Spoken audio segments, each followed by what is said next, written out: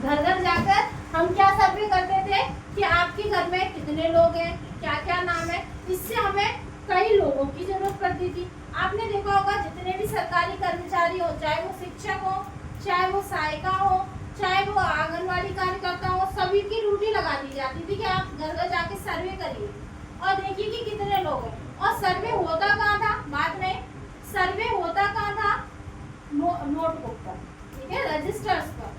क्या वो लेखा जोखा रजिस्टर वाला कितने दिन चल जाएगा? एक समय बाद रजिस्टर के पेज जो होते हैं वो खराब हो जाते हैं। कभी कभार हमारे पास कुछ ऐसी सिचुएशन आ जाती है, वो पानी आ गया, गीले हो गए, तो वो क्या सर्वे जो चल रहा था वो कॉपी पेंसिल पे हुआ करता था।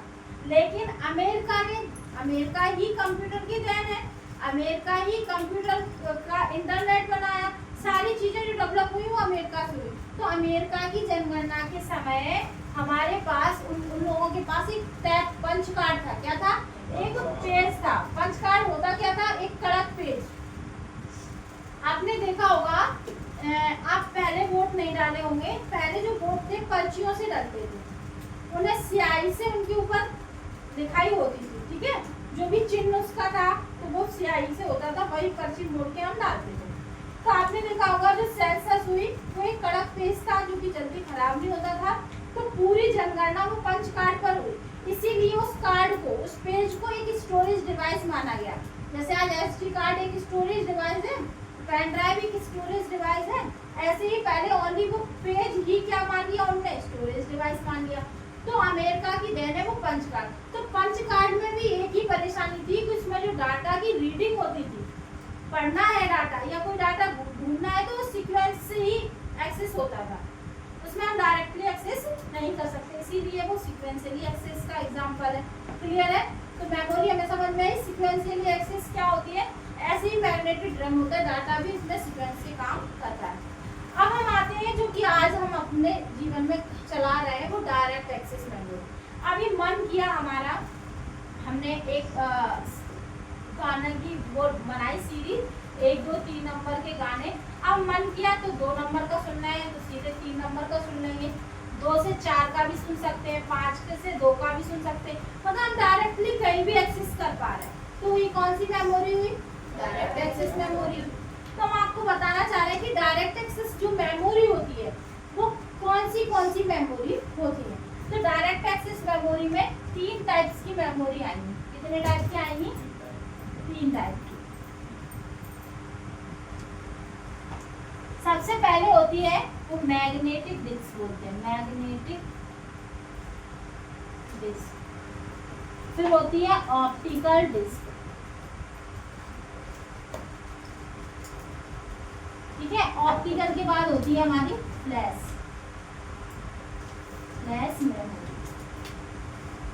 क्लियर है? तो ध्यान से सुनना सब लोग कि हमारी जो डायरेक्ट एक्सेस मेमोरी होती है वो मैग्नेटिक डिस्क, ऑप्टिकल डिस्क और फ्लैश मेमोरी। बात यहाँ तक खत्म नहीं होगी, इसके आगे भी चलेगी। कैसे? कि मैग्नेटिक डिस्क मतलब ये होता है जो चुंबक के द्वारा, मैग्नेटिक डिस्क। पहले आपने देखा होगा ये कंप्यूटर जब हम ओपन करेंगे तो इसके अंदर होती है हार्ड डिस्क। क्या होती है? हार्ड डिस्क, जो कि बोल रखी है ऊपर देना ही, देखो हार्ड डिस्क होती है। तो हाँ, ये क्या है? हार्ड डिस्क है हमारे पास। ये क्या है? हार्ड डिस्क है। ये जो डाटा का स्टोरेज इनका सबसे अच्छा था। पहले के टाइम में सबसे ज्यादा क्या चली? हार्ड डिस्क और फ्लॉपी डिस्क, ठीक है। तो ये जो डाटा है हमारे कंप्यूटर में, जितने भी डाटा होते हैं वो सब इसी में परमानेंट सेव होते हैं। प्राइमरी में तो कैसे होते हैं? कुछ समय के लिए, रैम रोम हम पढ़ चुके हैं। उसके अलावा जो परमानेंट डाटा हमें सेव करना है, जैसे मान लो हमने कोई स्कूल या कॉलेज का डाटा लिया, वो डाटा हमने जब तक बनाया तो वो रैम में है, जैसे हमने उसको सेव कर दिया वो किसमें पहुंच जाएगा? सेकेंडरी में। कहाँ पहुंच गया? सेकेंडरी। जब तक हम उसको बना रहे थे, सेव नहीं किया, तब तक वो प्राइमरी में वर्क कर रहा है, लेकिन जैसे हमने उसको सेव कर दिया वो किसमें पहुंच जाएगा? सेकेंडरी में। और सेकेंडरी में डाटा परमानेंट कहाँ होता है? हार्ड डिस्क में। कहाँ सेव होता है? तो हमने पहले क्या लिखा? Hard disk. अब हार्ड डिस्क से मिलती जुलती कई डिवाइसें बनाई है। कैसे?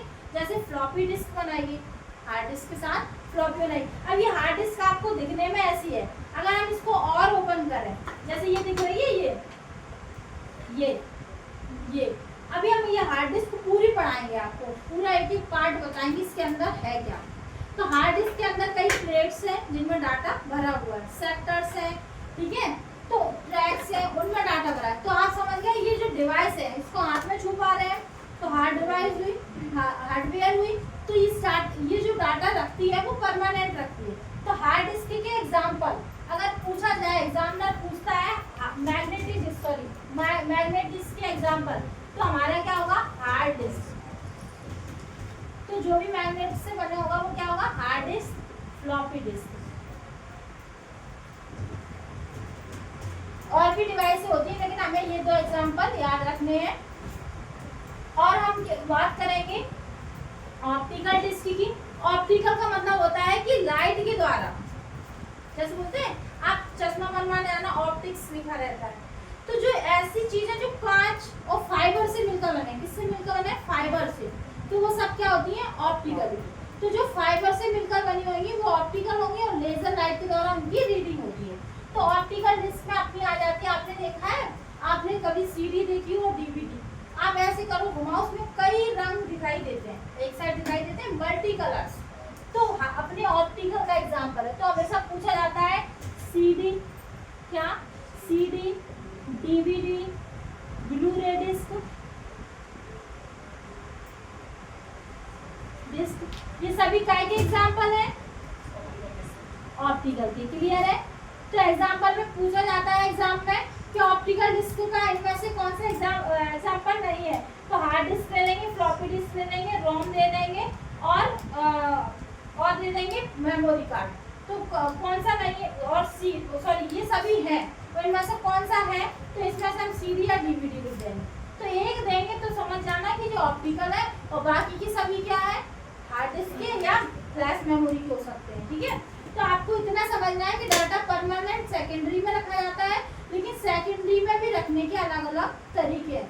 एक तो हमारा मैग्नेटिक हो गया जो कि हार्ड डिस्क, फ्लॉपी डिस्क, एक ऑप्टिकल होगा जिसमें सीडी, डीवीडी, ब्लू रे डिस्क हो गया। अब नेक्स्ट इसके बाद आती है फ्लैश मेमोरी। आपने देखा होगा, आप गए दुकान पे और मेमोरी कार्ड लेके गए, इसमें हमारे फोटो और वीडियो डाल दो, खाली कार्ड होता है। तो क्या वो कोई प्रक्रिया करता है, वो सीधा अपने लैपटॉप और कंप्यूटर में लगाता है और तुरंत डाटा ट्रांसफर कर देता है। तो किसके द्वारा करता है, लाइट के द्वारा, लाइट के द्वारा करता है, इसीलिए उसको फ्लैश मेमोरी बोलते हैं। क्या बोलते हैं, फ्लैश। तो जो विद्युत के द्वारा डाटा ट्रांसफर हो, लाइट के द्वारा, इलेक्ट्रिसिटी ऑन की और डाटा ट्रांसफर प्रोसेस कर दिया, तो उसमें क्या आएगा, एसडी कार्ड, पेन ड्राइव, देखा पेन ड्राइव का और बाकी लाइन, तो पेन ड्राइव। तो ये सब किसके एग्जांपल है, फ्लैश मेमोरी। तो ये समझ में आया मेमोरी टॉपिक कि हमारी मेमोरी कहाँ से शुरू हुई और कहाँ एंड हुई। मेमोरी हमारी जो होती है वो दो प्रकार की होती है, प्राइमरी और सेकेंडरी। प्राइमरी अस्थायी होती है और सेकेंडरी स्थायी होती है। प्राइमरी के भी दो पार्ट पढ़े हमने, रैम और रोम। रैम में भी एस रैम और डी रैम होती है, और रोम में भी क्या होती है, प्रोम, ईप्रोम और डबल ईप्रोम। क्लियर है। फिर हम सेकेंडरी में आए। सेकेंडरी में सीक्वेंशियल एक्सेस होता है और डायरेक्ट एक्सेस। सीक्वेंशियल में हमने ऑलरेडी क्या पढ़ा, मैग्नेटिक टैप, बंच कार्ड और मैग्नेटिक ड्रम। उसके बाद हमने डायरेक्ट में पढ़ा मैग्नेटिक डिस्क और ऑप्टिकल डिस्क और फ्लैश मेमोरी। मैग्नेटिक में भी हार्ड डिस्क और फ्लॉपी डिस्क पढ़ा, ऑप्टिकल में सीडी, डीवीडी, ब्लू रे डिस्क, ठीक है, CDRW का ही होते हैं। और उसके बाद फ्लैश मेमोरी में ऐसे हमने पेन ड्राइव पढ़ा और CD।